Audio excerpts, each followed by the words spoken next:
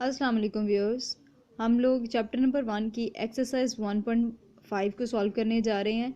इसका first question solve करने से पहले मैं आपको बता दूं कि मैंने जो कल वीडियो अपलोड की है, यानी जो इस वीडियो से पहले वीडियो अपलोड की है, उसमें मैं आपको प्रपोर्शन के सारे रूल्स और उसकी टाइप्स के बारे में बता चुकी हूँ।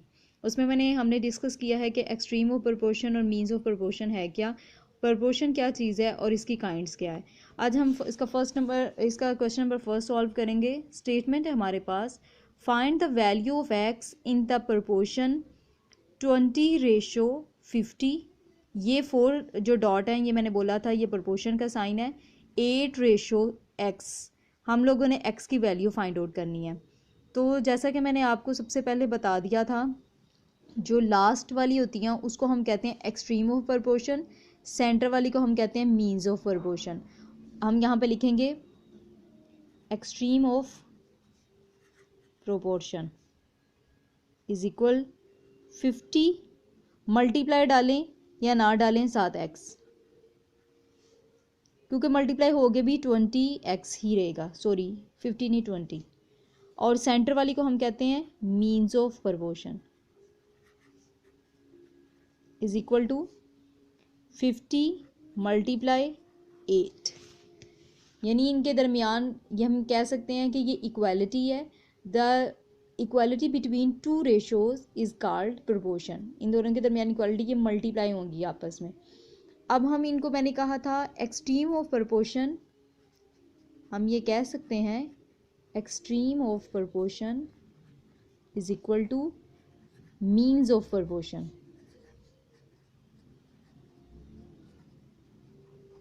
एक्सट्रीम ऑफ प्रोपोर्शन जो है वो हमारे पास है 20x इज इक्वल, आगे हमारे पास जो मीन्स ऑफ प्रोपोर्शन है वो है 50 मल्टीप्लाई 80। x की वैल्यू फाइंड आउट करनी है। x हमारा लेफ्ट पे रहेगा, 50 मल्टीप्लाई 8 डिवाइडेड बाई 20। अब इसकी कटिंग भी हो जाएगी, या सिंपली आप इसको कैलकुलेटर के साथ मल्टीप्लाई करके 20 पे डिवाइड कर दें। मैं इसकी कटिंग करूँगी। 5 10s are 50, 5 2s are 20, 2 1s are 2, 2 4s are 8। आगे ये हमारे पास 5 और 4 आ जाएंगे, सेंटर में मल्टीप्लाई है तो x is equal to 5 4s are 20। तो हम कह सकते हैं कि हमारे पास जो x की वैल्यू आई है वो 20 है। आगे इसके क्वेश्चन नंबर 2 पे आते हैं। The price of 15 suit is ₹6,750। How many such suit can be purchased bye an amount of ₹4,050। सबसे पहले हम लोग क्वेश्चन को समझते हैं। क्वेश्चन में हमें बोला गया है कि अगर 15 सूटों की कीमत 6,750 है तो आपने ये बताना है कि 4,050 में वो कितने सूट जो है वो परचेज़ कर सकता है। तो सबसे पहले हम लोग लिखेंगे सूटों की जो प्राइस है वो लिखेंगे। प्राइस ऑफ 15 सूट्स, ये नहीं लिखेंगे, हम लिखेंगे in ₹6,750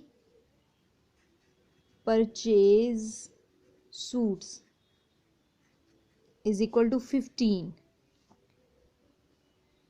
in ₹4,050 purchase suit x। क्योंकि हमने x की वैल्यू फाइंड आउट करनी है, इसलिए स्टेटमेंट ये लिखेंगे कि अगर हम 6,750 रुपयों में सूट ले रहे हैं 15, तो हमने बताना है कि 4,050 रुपये में हम कितने सूट लेंगे, वो हमारे पास आ जाते हैं x। यहाँ पे हम लिखेंगे रुपीज़ रेशो सूट्स, इन दोनों के दरमियान जो रेशो है वो फाइंड आउट हमने करनी है। अब पहले हमारे पास जो रुपीज़ हैं वो हैं 6,750, और दूसरी बात जो हमें रुपीज़ बताई गई हैं वो है 4,050। अब सूट जो पहले हमारे पास है वो 15 है, सेकंड जो सूट हैं वो हमें नहीं बताए गए। मैंने आपको पिछली वीडियो में ये बताया था कि अगर एक चीज़ के कम होने से दूसरी चीज़ भी कम हो रही है या एक चीज़ के ज़्यादा होने से दूसरी चीज़ ज़्यादा हो रही है तो हम इसको डायरेक्ट प्रपोर्शन का नाम देंगे। और अगर एक चीज़ के बढ़ने से दूसरी चीज़ कम हो रही है या एक चीज़ के कम हो जाने से दूसरी चीज़ ज़्यादा हो गई है, इसको हम इनडायरेक्ट या इन्वर्स प्रपोर्शन का नाम देंगे। अब जो x है इसका एरो ऐसे जाएगा।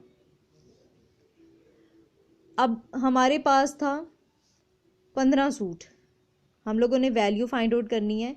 अब आप ये देखें कि जब हमारे पास 15 सूटों के लिए इतने पैसे हैं, अब अगर हमारे पास सूट, जाहिर सी बात है अगर पैसे कम हो गए हैं, पहले पैसे हमारे पास थे 6,750 में हमारे पास 15 सूट आए थे, इसको आपने इसके साथ कंपेयर करना है। 6,750 में 15 सूट आए थे, 4,050 हो गए हैं, हमने बताना कितने सूट आते हैं। अब आप ये देखें, एक अब सेंस से काम लें कि जैसे कि हमारे पास पैसे ज़्यादा थे तो 15 सूट आ गए हैं, अब पैसे कम हो गए हैं तो ऑब्वियसली सूट भी कम आएंगे। वहाँ 6,000 समथिंग थे तो 15 सूट आए, अब ये 4,000 समथिंग है तो सूट भी कम आएंगे। यानी अब पैसे कम होने से सूट भी कम आ रहे हैं, एक चीज़ कम होने से दूसरी चीज़ भी कम हो रही है, तो ये भी डायरेक्ट प्रपोर्शन है। और डायरेक्ट प्रपोर्शन का एरो हम ऐसे लगाते हैं। मैं फिर आपको बता दूं कि पैसे ज़्यादा हैं सूट भी ज़्यादा आएंगे, पैसे कम हो रहे हैं तो सूट भी कम हो रहे हैं। अब एक चीज़ के कम होने से दूसरी चीज़ भी कम हो जाएगी, तो ये डायरेक्ट प्रपोर्शन है। और डायरेक्ट प्रपोर्शन का एरो हम ऐसे लगाएंगे और इसको अब हम लिखेंगे, x से स्टार्ट करेंगे, x मल्टीप्लाई 15 और इसको यहाँ से 40 50 मल्टीप्लाई 7 6 750, हमारे पास ये इस तरीके से आ जाएगा। सॉरी, इनके दरमियान में रेशो आएगी और सेंटर में हम लोग प्रपोर्शन का साइन डालेंगे। x रेशो 15, मतलब जहाँ इसकी टेल होगी हम वहाँ से स्टार्ट करेंगे लिखना, x रेशो 15 प्रपोर्शन का साइन, 4050 रेशो 6750, दरमियान में प्रपोर्शन का साइन। अब आपको बताया भी था, ये हमारे पास आ जाती हैं एक्सट्रीम्स ऑफ प्रपोर्शन और ये हमारे पास आ जाती हैं means of proportion. Extreme of proportion is equal to 6750x, या आप ये भी लिख सकते हैं x multiply 6750, means of proportion. Means of proportion हमारे पास हैं 50 मल्टीप्लाई 4050। अब आपको ये भी बताया था extreme of proportion is equal two means of proportion. Extreme of proportion जो था वो हमारे पास आ गया हुआ है, वो है 6750x is equal two means of proportion हमारे पास था 15 मल्टीप्लाई 4050। हमने x की वैल्यू फाइंड आउट करनी है, x हमारे पास लेफ्ट में रहेगा, 15 मल्टीप्लाई 4050 डिवाइडेड बाय ये जो 6750 था मल्टीप्लाई में था, ये राइट में आके डिवाइड में चला जाएगा। अब इसकी सिंपली आप कटिंग कर दें या आप इसको डिवाइड भी कर सकते हैं। कैलकुलेटर 9th क्लास में तो अलो ही है, इस वजह से आप इसकी कटिंग करेंगे तो काफ़ी लंबा हमारा स्टेप जाएगा, इसलिए आप 15 को 4050 पे मल्टीप्लाई करके 6750 पे डिवाइड कर देंगे तो हमारे पास आ जाएगा 9। हम नीचे लिख सकते हैं अब in rupees 4050 purchase suit is equal to 9, यानी 4050 में वो 9 सूट परचेज कर सकता है। तो व्यूअर्स, आज हमने एक्सरसाइज 1.5 का क्वेश्चन नंबर 1 और 2 सॉल्व किए। आई होप आपको समझ आ गई हो। किसी किस्म की कोई कन्फ्यूजन आया तो आप मुझे कमेंट्स कर सकते हैं। तब तक के लिए मुझे इजाज़त दें। अल्लाह।